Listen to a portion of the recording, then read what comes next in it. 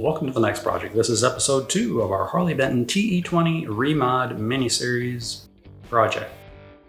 We are doing a lot of little things, as always, to get from one point to another, which was a stripped down body with new veneer front and back, and we did a lot of sanding.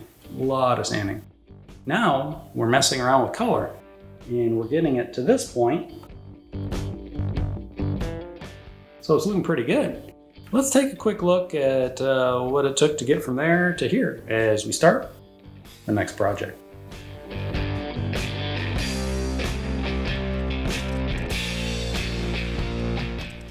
Here we go, we're cutting things apart. Man alive, I'm going at it like a mad butcher with a dull knife. I think we've got some kind of crazy horror movie started.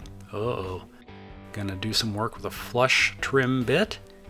And going to use the body as the template to reintroduce the cavity holes.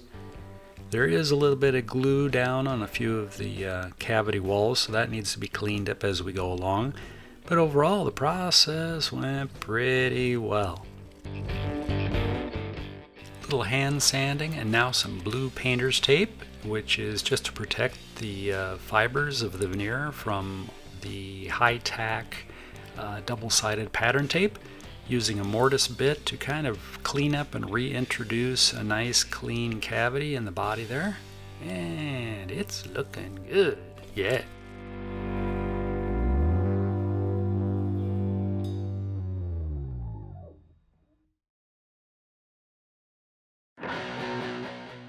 I know that a lot of you have noticed that there's really something wrong with me.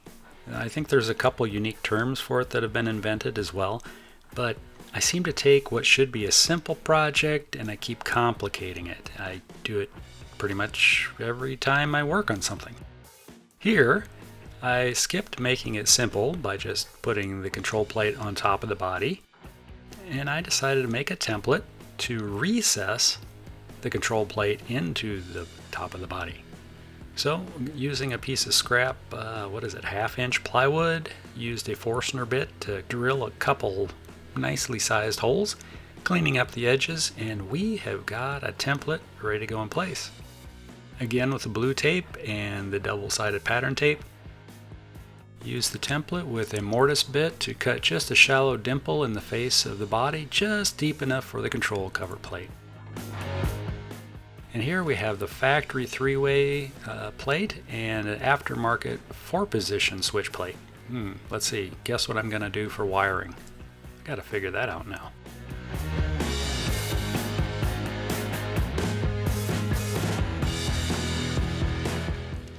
Okay, the self-imposed insanity continues. I'm glad I made that sketch so I know where the through body string ferrules have to go. Again, hacking away, trying to bring them back to the surface. Nothing pretty about this process. I'm sure there's a better way. Oh, blue tape again and some double-sided adhesive tape. Making a little template out of scrap woods. Hey, there's that control cavity template. Don't throw anything away. Oh, back to the mortise bit. Just another shallow pass to clean out what I'd covered up with the veneer. It's going pretty good.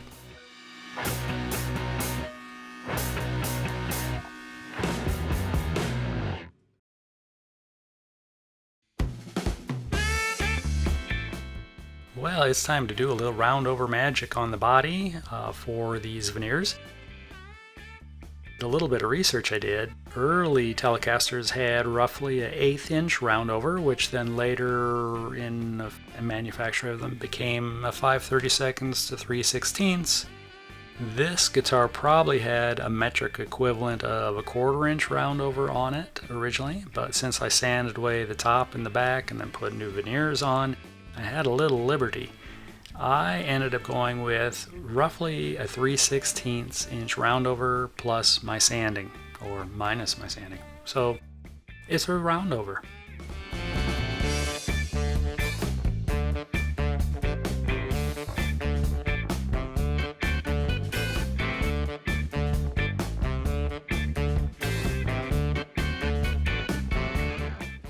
The internet is a wonderful thing, and thankfully I have great people who leave great comments on these videos. And a fellow left a message. He goes, yeah, you know what, a neck heel rounded off would be really cool. And I'm like, yeah, that would be cool. I can do that. That's pretty easy. But then I didn't follow good work procedure. I should have plugged this hole before I rounded off the corner, but why do it easy? I do things the hard way. Self-inflicted pain is crazy, but it's going well. As we see, there's 3 holes, but where's the 4th hole? Well, I do have a new neck plate coming soon, and I want to make sure that the 4th hole will actually be in the right place. So we're skipping on, adding little CA super glue to the area just to toughen up the wood right there, and we're moving along to, oh no, sanding. It's a party. Yep, it is. It's a sanding party. I was the only one that showed up. You know I love sanding. But this is pretty easy. I did hit it with 220 grit paper first, just to kind of level out where the center book match seam is, and to take any glue that was laying on top off of the veneer. Then I hit it with 320 and then started doing a whole bunch of hand refining sanding all the way around. And we all know I love sanding. One other brilliant thing I failed to do was I failed to tape up my fingertips. Usually I'll wrap some masking tape around my thumb and my first couple fingers, whatever's going to be contacting the sandpaper. I didn't do it. I was like, nah, I won't need it. Well, reality, I needed it. Fishing for the ground hole, and there it is. A little more sanding.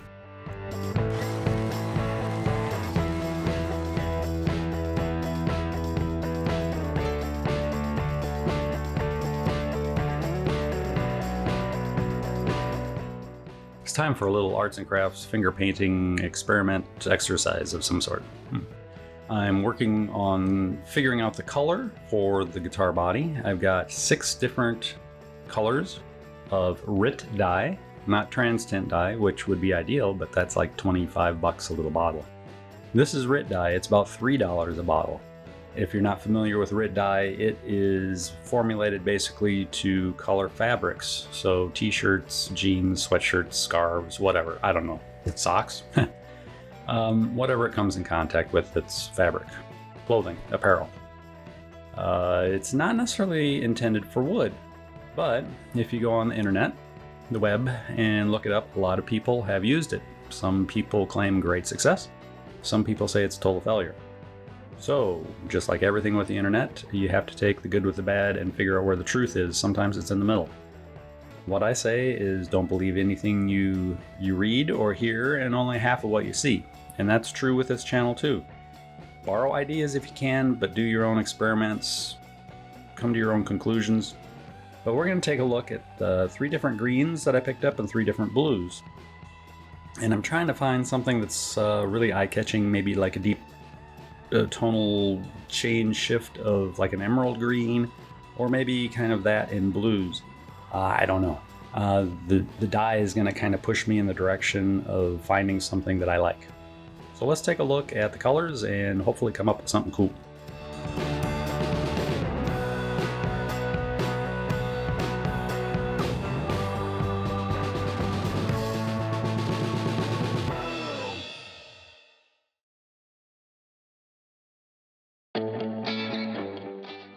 Rit Dye. Yes, don't wear a white shirt when you're doing any dye or even stain work on your guitar project.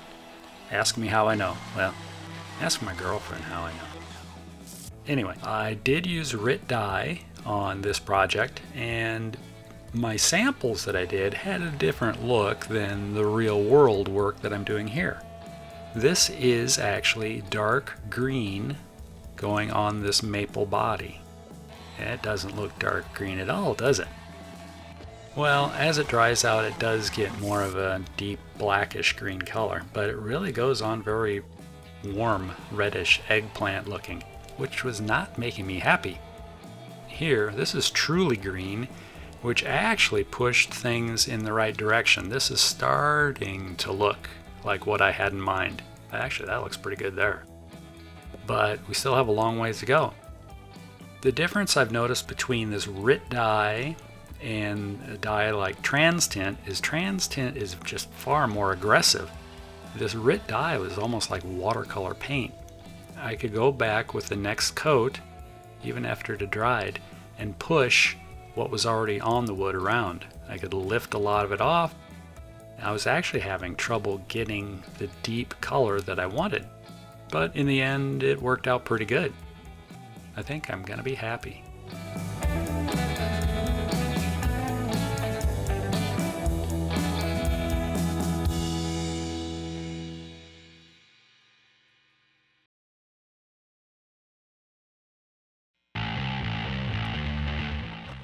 The dye work is all done, everything's dried out. I think it sat for about a week actually, just had to do other things. I've got my sit and spin paint apparatus going there, mixing up some PresTec 2850 clear sanding sealer. I think this is the same stuff as the Texas Toast SimTech easy sanding sealer that they use. I believe it's just rebranded. I could be wrong. I'm wrong every day. Anyway, here we go. We've got it mixed up. We have got a low volume, low pressure spray gun set up and our custom exhaust fans in the doorway.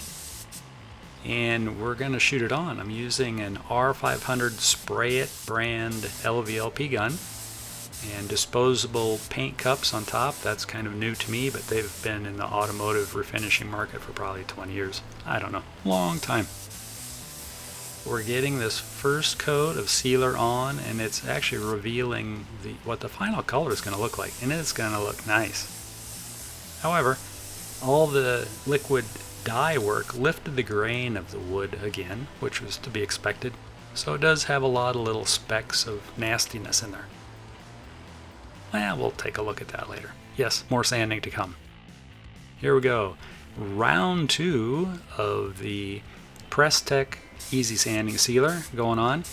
I think I used 100 grams of like 104, 106 grams total weight of the sealer mixed up.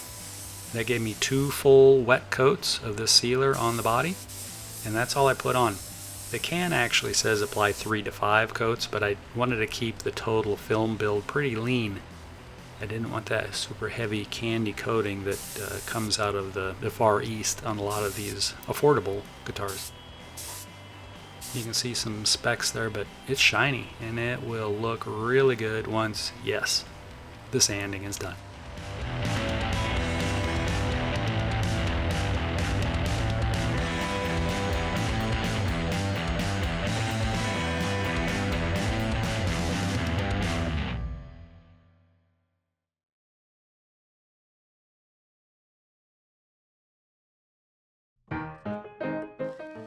Oh yeah, I told you, more sanding.